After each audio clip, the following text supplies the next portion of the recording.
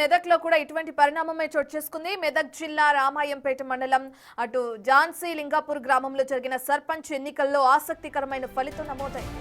ఈ ఎన్నికల్లో ఒకే కుటుంబానికి చెందిన తండ్రి కొడుకులు పోటీ పడగా తండ్రి ఘన విజయం సాధించారు.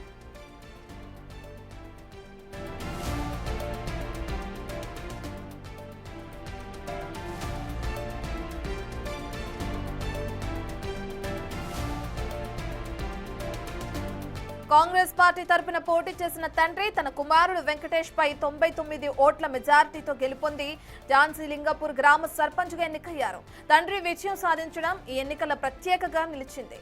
ఈ విజయం ఝాన్సీ లింగాపూర్ గ్రామంలో చర్చనీయాంశంగా మారింది.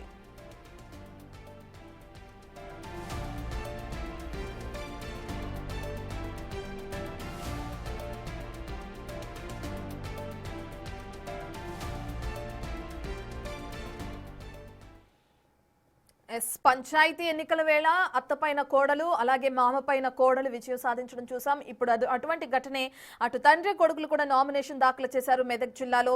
అయితే కొడుకు పైన తండ్రి మెజారిటీతో విజయం సాధించడం జరిగింది. రామాయంపేట మండలంలో జరిగింది ఈ ఘటన. సంబంధించిన పూర్తి డీటెయిల్స్ అందించడానికి మా ప్రతినిధి దుర్గారెడ్డి అందుబాటులో ఉన్నారు.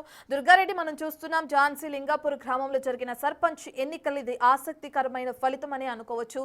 ఒకే కుటుంబానికి చెందిన తండ్రి కొడుకులు పోటీ పడగా తండ్రి విజయం సాధించడం కూడా మనం చూస్తున్నాం. అయితే ఏ విధంగా చూడొచ్చు అంటారు? అసలు ఆ తండ్రి కొడుకులు ఏమైనా స్పందించారా? దీనికి సంబంధించి తండ్రి ఏమంటున్నారు? విజయానికి సంబంధించి అలాగే గ్రామానికి సంబంధించి ఎటువంటి కార్యక్రమాలు చేపడతామంటున్నారు?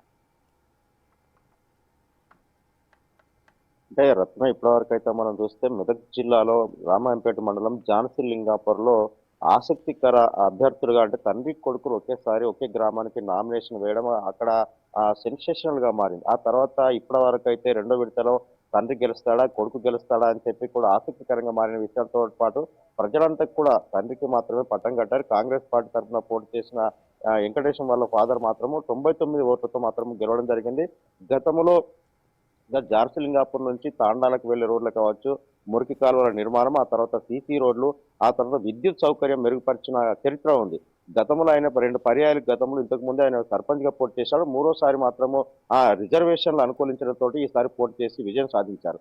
ఇది ఇలా ఉంటే సిద్దిపేట జిల్లా బకీర్ చెప్పేల సంబంధించిన అక్కడికి వెళ్తే మాత్రము లతా శ్రీనివాస్ మాత్రము ఆ టిఆర్ అంటే మన కాంగ్రెస్ బలపరిచిన అభ్యర్థి విజయం సాధించగానే ఆ బీఆర్ఎస్ కు జంప్ అయ్యాడు. అక్కడ గ్రామానికి సంబంధించినంతా కూడా వాళ్ళు నిరసన వ్యక్తం చేస్తున్నారు. మళ్ళీ రీఎలక్షన్ జరపాల్సిందే, అక్కడ లేకుంటే అతను వెళ్ళిపోయాడు కనుక 4 వార్డులు మేము గెలవడం జరిగింది. ఉప సర్పంచ్ వాళ్ళకు కూడా బీఆర్ఎస్ కి ఇస్తామంటే కూడా అతనికి వెళ్ళిపోయి అక్కడ బీఆర్ఎస్ కి సంబంధించిన వాళ్ళంతా సర్పంచ్ ఉప సర్పంచ్ గా ఎన్నికో పరిస్థితుల్లో కొంత ఉద్రిక్త పరిస్థితికి దారితీసిన పరిస్థితి ఉంది. ఇక సిద్దిపేట మెదక్ ఈ విధంగా ఉంటే మెదక్ జిల్లాలో ఇప్పటికే మాత్రము 162 కాంగ్రెస్, 163 మాత్రము బీఆర్ఎస్, తర్వాత ఆ 20 బీజేపీకి పరిమితమైంది. ఇతరులు కూడా 63 చోట్ల గెలుపొందారు. అంటే వీళ్ళంతా కూడా ఎటువైపు వెళ్తారని ఇతరులు కూడా ప్రాముఖ్యంగా తెలుస్తుంది. వీళ్ళంతా కూడా ఈ రోజు కానీ రేపు కానీ ఏ పార్టీ వైపు ఇతరులు కొంత వెళ్లే అవకాశాలు ఉంటాయి.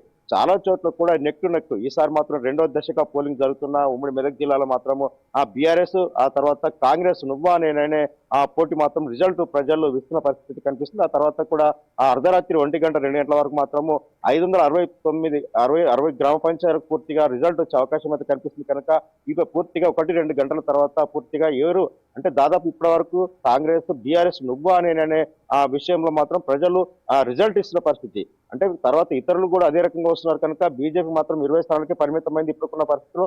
ఆ తర్వాత బీజేపీ కూడా పుంజుకుంటుందా, లేకుంటే గతంలో ఆ పార్లమెంటు రఘునందన్ ఆ తర్వాత కూడా వీళ్ళన్ని కొన్ని చోట్ల కూడా ప్రభావితం చేసినాయి. కానీ ఈ రోజు మాత్రం 20-30 అంటే 100 లోపు స్థానాలకు పరిమితం అవుతుందా, లేకుంటే ఎన్ని స్థానాలకు 3వ దశ ఉంది కనుక బీజేపీ కూడా మేము గెలుస్తున్నాం, అన్ని చోట్ల కూడా కాంగ్రెస్ పార్టీ ఆ డబ్బు రాజకీయంగా చేస్తుందని చెప్పి ఇప్పటికే ఆ రఘునందన్ ఆ తర్వాత సిద్దిపేటకు సంబంధించిన మాజీ మంత్రి సిద్దిపేట ఎమ్మెల్యే కూడా వాళ్ళంతా కూడా చెప్పారు. అంటే దాదాపు కాంగ్రెస్ పార్టీ ఇచ్చిన అన్ని హామీలు కూడా అమలు చేయకుండానే ఆ ముందుకెళ్తుంది. ఎలక్షన్లు మాత్రం ఇదంతా కరెక్ట్ కాదు.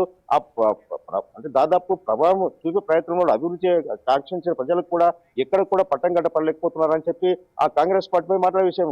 మరి ఇప్పటికైతే సిద్దిపేట 2వ దశలో మాత్రము బీఆర్ఎస్ బీజేపీ బీఆర్ఎస్ కాంగ్రెస్ మాత్రము ఆ నువ్వానే విషయంలో మాత్రము పోటీ పడుతున్నట్లు తెలుస్తుంది. ప్రజలు ఆ రకంగా తీర్పు ఇచ్చే అవకాశాలు కనిపిస్తున్నాయి. కనుక ఆ రత్న అంటే 3వ దశకు వెళ్ళిన తర్వాత కూడా మరి ఆ ఉమ్మడి మెదక్ జిల్లాలో అంటే దాదాపు బీఆర్ఎస్ బీఆర్ఎస్ కంచుకోటగా ఉన్న ఆ జిల్లాలో కూడా కాంగ్రెస్ ఇప్పటివరకు అయితే దూసుకెళ్తుందని చెప్పవచ్చు. ఆ తర్వాత కూడా 3వ దశ ఎన్నికల తర్వాత ఎవరు ఎలాంటి తీర్పు ఇవ్వబోతున్నారు, ఆ అభివృద్ధి కార్యక్రమాలు గెలిచిన తర్వాత అభ్యర్థులు కావచ్చు, లేకుంటే ఇప్పుడు కాంగ్రెస్ పార్టీ కానీ బీఆర్ఎస్ కానీ ఆ గెలిచిన వాళ్ళు ఏ విధంగా అభివృద్ధి చేస్తారని చెప్పి ఆ ప్రజలు తీర్పిస్తున్నారు. కొంత సమయం పట్టే అవకాశం అయితే మనకు కనిపిస్తుంది. Ratna. Right, thank you Durgareddy. ఇక మనం చూస్తున్నాం 2వ దశ ఎన్నికల ఫలితాల్లో భాగంగా కొత్త విషయాలు తెరపైకి వస్తున్నాయని చెప్పుకోవచ్చు. తండ్రి కొడుకుల మధ్య జరిగిన పోరులో తండ్రికి పట్టం కట్టారు అటు ఝాన్సీ లింగాపూర్ గ్రామంలోని ప్రజలు.